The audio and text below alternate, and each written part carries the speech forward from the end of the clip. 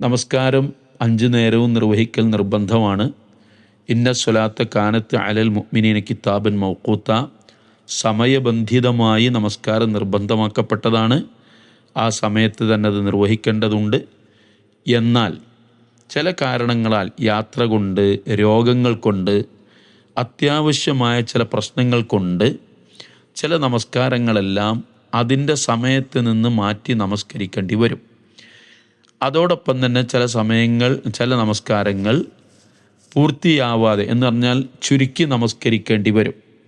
ഇതിനെ സംബന്ധിച്ച് നമ്മൾ മനസ്സിലാക്കേണ്ട കാര്യങ്ങൾ മനസ്സിലാക്കി കഴിഞ്ഞാൽ വളരെ എളുപ്പവും അതോടൊപ്പം ഒരു വസ്വാസുമില്ലാതെ നമ്മൾക്ക് ഈ കാര്യങ്ങൾ നിർവഹിക്കാൻ കഴിയും.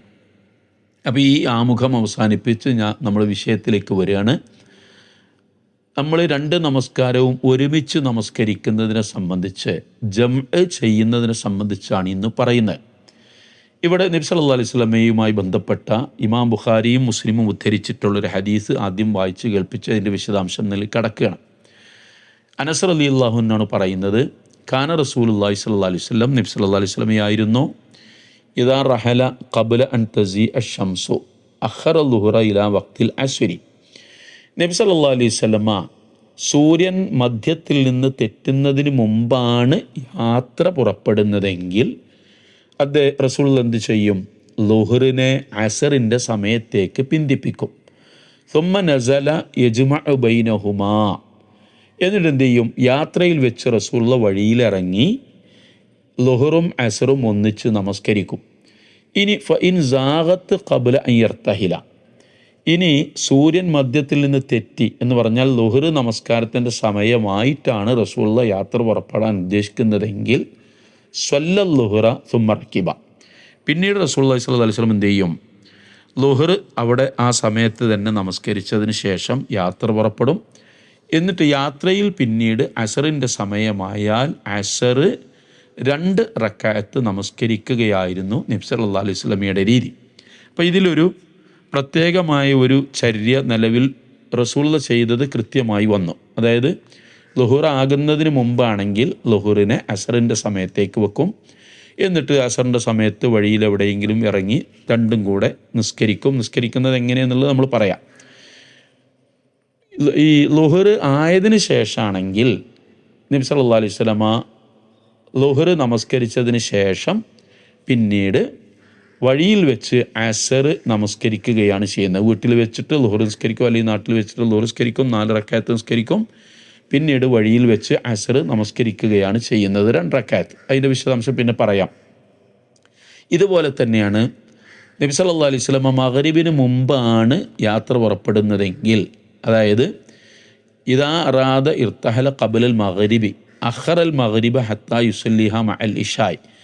മഗ്രിബിന് മുമ്പാണ് പുറപ്പെടുന്നതെങ്കിൽ നബി സല്ലല്ലാഹു അലൈഹി വസല്ലമ ആ മഗ്രിബ് നമസ്കാരത്തെ ഇശാ നമസ്കാരത്തിൻ്റെ സമയത്തേക്ക് പിന്തിപ്പിക്കുകയും എന്നിട്ട് മഗ്രിബും ഇശാവും, അതായത് അജ്ജലൽ ഇശാ ഫസല്ലാഹ മഅൽ മഗ്രിബി, അങ്ങനെ ഇശാവിൻ്റെ സമയത്ത് മഗ്രിബിനെയും കൂട്ടി മഗ്രിബും ഇശാവും ഒന്നിച്ച് നമസ്കരിക്കുകയായിരുന്നു നബി സല്ലല്ലാഹു അലൈഹി വസല്ലമയുടെ രീതി. അപ്പോൾ ഇത് കൃത്യമായി മനസ്സിലായി. അതായത് മഗ്രിബിന് മുമ്പാണ് പുറപ്പെടുന്നതെങ്കിൽ മഗ്രിബും ഇശാവും ഒന്നിച്ച് നിസ്കരിക്കും. മഗ്രിബിന് ശേഷമാണ് പുറപ്പെടുന്നതെങ്കിൽ മഗ്രിബിന് ശേഷം മഗ്രിബ് വീട്ടിൽ വെച്ച് നമസ്കരിച്ചതിന് ശേഷം പിന്നീട് യാത്ര പുറപ്പെടും. എന്നിട്ട് ഇശാഇൻ്റെ സമയത്ത് യാത്രയിലായിരിക്കെ നബി സല്ലല്ലാഹു അലൈഹി വസല്ലമ 2 റക്അത്ത് നമസ്കരിക്കുകയും ചെയ്യും. ഇതാണ് അതിൻ്റെ രൂപം. അപ്പോൾ ഇതിൽ നിന്ന് കാര്യങ്ങൾ വളരെ വ്യക്തമായി എങ്ങനെയാണ് സാധാരണഗതിയിൽ നബി സല്ലല്ലാഹു അലൈഹി വസല്ലമ ളുഹറും അസറും മഗ്രിബും ഇശാവും ആക്കിയത് എന്ന കാര്യം നമ്മൾക്ക് മനസ്സിലായി. അപ്പോൾ യാത്രക്കാരന് ഇങ്ങനെ ഒരു ഇളവുണ്ട്, യാത്ര ഉദ്ദേശിക്കുന്ന ഒരാൾക്കും ഇങ്ങനെ ഒരു ഇളവുണ്ട്. ഇതിൽ ശ്രദ്ധിക്കേണ്ട കാര്യം, യാത്ര പുറപ്പെടുന്നതിന് മുമ്പ് നാട്ടിലായിരിക്കെ ആദ്യത്തെ നമ്മൾ അവിടെ വെച്ച് നിസ്കരിക്കുന്ന നിസ്കാരം പൂർത്തിയായി നിസ്കരിക്കണം, 4 തന്നെ നിസ്കരിക്കണം. എന്നാൽ ശേഷമുള്ള യാത്രയിലായിരിക്കെ ചെയ്തുകൊണ്ടിരിക്കെ ആ നിസ്കാരം 4 റക്അത്തുള്ള നിസ്കാരം 4 നമസ്കരിക്കണം എന്നല്ല രണ്ടാക്കി ചുരുക്കി നമസ്കരിക്കണം എന്നാണ് നബി സല്ലല്ലാഹു അലൈഹി വസല്ലമയുടെ മാതൃക. ഇനി അതുമായി ബന്ധപ്പെട്ട വേറെ ഒരു സംഗതി വരുന്നത് എന്താണെന്ന് വെച്ചാൽ, ഇപ്പോൾ ഈ ജമ്മാക്കുന്ന വേറൊരു സംഗതി സ്ത്രീകളെ സംബന്ധിച്ചിടത്തോളം അല്ലെങ്കിൽ പുരുഷന്മാരെ സംബന്ധിച്ചിടത്തോളം പലതരത്തിലുള്ള അസുഖങ്ങൾ വരാം. ഈ അസുഖങ്ങൾ വരുന്ന സമയത്ത് നബി സല്ലല്ലാഹു അലൈഹി വസല്ലം നിർദ്ദേശിച്ചിട്ടുള്ള എന്താണെന്ന് വെച്ചാൽ, ഇപ്പം അതിൻ്റെ ഹദീസുകൾ വായിക്കേണ്ടതില്ല, നമുക്കതിൻ്റെ വിഷയം പറഞ്ഞാൽ മതിയല്ലോ.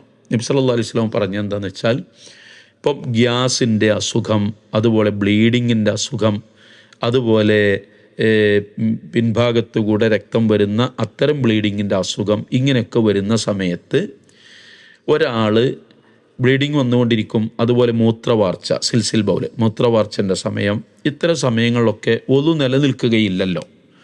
സ്വാഭാവികമായിട്ടും ശുദ്ധിയുടെ കാര്യവും പ്രശ്നമാണ്. അപ്പോൾ ഇതിന് പറഞ്ഞിട്ടുള്ളത് എന്താണെന്ന് വെച്ചാൽ, നബിയുടെ ഹദീസുകളിൽ നിന്ന് നമ്മൾ പഠിക്കുന്നത്, ഇവർ അതാത് സമയത്ത് വൃത്തിയാക്കി, ഓരോ നമസ്കാരത്തിൻ്റെയും സമയത്ത് വൃത്തിയാക്കി, കുളിക്കണമെങ്കിൽ കുളിച്ച്, അങ്ങനെ തന്നെയാണ്, കുളിക്കണമെങ്കിൽ കുളിച്ച്, ഇല്ലെങ്കിൽ നന്നായി കഴുകി വൃത്തിയാക്കി പാഡ് വെച്ച് കെട്ടി അവർ ഉളുവെടുത്ത് നമസ്കരിക്കണം.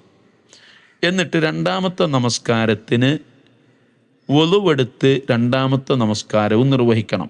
അപ്പോൾ ഇതിൻ്റെ ഒരു രീതി എന്താണെന്ന് വെച്ചാൽ, ആദ്യത്തെ നമസ്കാരത്തിൻ്റെ അവസാന സമയത്തേക്ക് വെക്കുക, എന്നിട്ട് ആ സമയത്ത് കഴുകി വൃത്തിയാക്കി പാഡ് വെച്ച് കെട്ടി ആ നമസ്കാരം നിർവഹിച്ച് കഴിയുന്നതോടെ അസർ ബാങ്ക് അല്ലെങ്കിൽ ഇഷാ ബാങ്ക് കൊടുക്കുന്നു. ഒന്നാമത്തെ നിസ്കാരത്തിന് ശേഷം രണ്ടാമത്തെ നിസ്കാരത്തിൻ്റെ ബാങ്ക് കൊടുക്കുന്നു. ഉടനെ അയാൾ പോകുന്നു, അയാൾ ഒളുവെടുക്കുന്നു, എന്നിട്ട് അയാൾ രണ്ടാമത്തെ നമസ്കാരവും നിർവഹിക്കുന്നു. ഇങ്ങനെ ഒരു ജംഅ് രോഗികളായ ആളുകൾക്ക്, ഈ പറഞ്ഞ തരത്തിലുള്ള അസുഖമുള്ള ആളുകൾക്കുള്ളതാണ്. ഇങ്ങനെയാണ് അവർ നിസ്കരിക്കേണ്ടത്. ഇല്ലെങ്കിൽ ആദ്യത്തെ പോലെ നിസ്കരിക്കുക, ഓരോന്നും അതിൻ്റെ സമയത്ത് നിസ്കരിക്കുക, പക്ഷെ അത് ബുദ്ധിമുട്ട് കൂടുമല്ലോ. വീണ്ടും പാടൊക്കെ വെച്ച് കെട്ടി കഴുകി, അപ്പോൾ അതിന് രണ്ടിനും കൂടി ഒന്നിച്ചാക്കാനുള്ള ഒരു എളുപ്പ വഴിയാണ് നബി സല്ലല്ലാഹു അലൈഹി വസല്ലമ ഇവിടെ ഈ പറഞ്ഞു തരുന്നത്. അപ്പോൾ ഈ പറഞ്ഞതിൻ്റെ അടിസ്ഥാനത്തിൽ ഈ രണ്ട് ജംഉം നമ്മൾക്ക് മനസ്സിലായി. അപ്പം രണ്ടാമത്തെ ജംഅ് രോഗവുമായി ബന്ധപ്പെട്ട വിഷയമാണ്, ഒന്നാമത്തെ ജംഅ് യാത്രയുമായി ബന്ധപ്പെട്ട വിഷയമാണ്. ഇതാണ് റസൂലുള്ളാഹി സ്വല്ലല്ലാഹു അലൈഹി വസല്ലം ചെയ്തതും റസൂലുള്ളാഹി പഠിപ്പിച്ചു തന്നിട്ടുള്ളതുമായ കാര്യം. ഇനി മൂന്നാമത്തെ ഒരു ജംഅ് ഉണ്ട്. ആ ജംഅ് എന്താണെന്ന് വെച്ചാൽ, മഴ ഉണ്ടാവുക, കാലാവസ്ഥ പ്രതികൂലമാവുക, ചുടുകാറ്റടിക്കുക, മണൽക്കാറ്റടിക്കുക, ഇങ്ങനെ പ്രകൃതിപരമായ പള്ളിയിൽ ആളുകൾക്ക് ജമാഅത്തിന് വരാൻ ബുദ്ധിമുട്ടുള്ള ചില പ്രശ്നങ്ങൾ വരുമ്പോൾ നബി സല്ലല്ലാഹു അലൈഹി വസല്ലമ ആ സമയത്തും ജംഅ് ആക്കിയിരുന്നു എന്ന് ഹദീസുകളിലൊക്കെ കാണാം. അതുമായി ബന്ധപ്പെട്ട വിഷയം നമ്മൾ മനസ്സിലാക്കേണ്ടത്, റസൂലുള്ളാഹി സ്വല്ലല്ലാഹു അലൈഹി വസല്ലമ പിന്നെ ളുഹറും അസ്റും മഗ്രിബും ഇശാവും ഒരു നിസ്കാരം കഴിഞ്ഞാൽ, അന്ന് കാലാവസ്ഥ പ്രതികൂലമാണെങ്കിൽ, മഴയാണെങ്കിൽ, അല്ലെങ്കിൽ നല്ല പൊടിക്കാറ്റും കടുത്ത ശൈത്യവും ഇതുപോലെയുള്ള പ്രശ്നങ്ങളാണെങ്കിൽ നബി സല്ലല്ലാഹു അലൈഹി വസല്ലമ എന്തു ചെയ്യും? ളുഹറും അസ്റും ഒന്നിച്ച് നിസ്കരിക്കും. ജമാഅത്തായിട്ട് തന്നെ പള്ളിയിൽ വെച്ച് നിസ്കാരം കഴിഞ്ഞതിന് ശേഷം ജനങ്ങളോട് പറയും, ഇനി അസ്ർ നമസ്കരിക്കാം. അങ്ങനെ ഇഖാമത്ത് മാത്രം കൊടുത്ത് അസ്ർ നിസ്കരിക്കും. മഗ്രിബിൻ്റെ സമയത്തും ഇതേ അവസ്ഥ തുടർന്നാൽ മഗ്രിബ് നമസ്കരിക്കും, ജമാഅത്ത് കഴിഞ്ഞ ഉടനെ ഇശാ നമസ്കരിക്കുകയും ചെയ്യും. പക്ഷേ ഓർക്കണം, ഈ നിസ്കാരം ജംഅ് മാത്രമാണ്, ഖസ്ർ അല്ല, ചുരുക്കി നമസ്കരിക്കലല്ല. അപ്പോൾ അതുകൊണ്ട് ഈ മൂന്ന് തരത്തിലും ജംഅ് ഉണ്ട്. ഇനി നാലാമത്തെ ഒരു ജംഅ് കൂടെ ഉണ്ട്, അത് ഇൻഷാ അല്ലാഹ് നാളെ നമ്മൾക്ക് പറയാം. ആ നാലാമത്തെ ജംഅും കൂടി കേൾക്കുമ്പോൾ നമുക്ക് ഈ വിഷയം കൂടുതൽ മനസ്സിലാകും. അപ്പോൾ ഈ മൂന്ന് കാര്യത്തിലാണ് ജംഅ് ഉള്ളത്. ആ മൂന്ന് കാര്യവും എപ്രകാരമാണ് ചെയ്യേണ്ടത് എന്ന് നമ്മൾ പറഞ്ഞു. അതിൻ്റെ ഏതെങ്കിലും കാര്യങ്ങൾ വിശദാംശം ഉണ്ടെങ്കിൽ പിന്നീടുള്ള ക്ലാസ്സുകളിൽ നമ്മൾക്കത് പറയാം ഇൻഷാ അല്ലാഹ്. അല്ലാഹു തആല നമ്മളെല്ലാവരെയും അവൻ്റെ ദീനനുസരിച്ചും അവൻ പറഞ്ഞ കാര്യങ്ങൾ പരമാവധി ജീവിതത്തിൽ പാലിച്ചും ജീവിച്ച് നല്ല മുസ്ലിങ്ങളായി മരണപ്പെട്ടു പോകുന്ന ഭാഗ്യവാന്മാരിൽ അള്ളാഹു നമ്മളെല്ലാവരെയും ഉൾപ്പെടുത്തുമാറാവട്ടെ. റബ്ബനാ തഖബ്ബൽ മിന്നാ ഇന്നക അൻതസ് സമീഉൽ അലീം വതുബ് അലൈനാ ഇന്നക അൻതത് തവ്വാബുർ റഹീം. വഗ്ഫിർ ലനാ യാ ഗാഫിറൽ മുദ്നിബീൻ വസല്ലല്ലാഹു വസല്ലമ അലാ റസൂലിഹിൽ അമീൻ വ ആലിഹി വസ്വഹ്ബിഹി അജ്മഈൻ.